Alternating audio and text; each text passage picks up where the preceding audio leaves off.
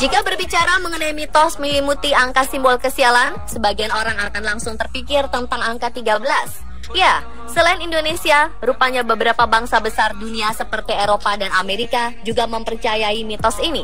Sementara Cina juga mempercayai mitos angka yang mengandung simbol kesialan.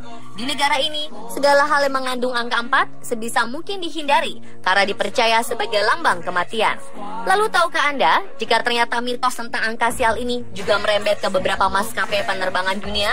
Pasalnya selama di dalam pesawat, penumpang tidak akan menemukan kursi bernomor 13 dan 14. Jadi setelah kursi nomor 12, selanjutnya adalah kursi nomor 15. Mengapa demikian? Hal ini dilakukan karena maskapai penerbangan menghormati kepercayaan para penumpang yang beraneka ragam.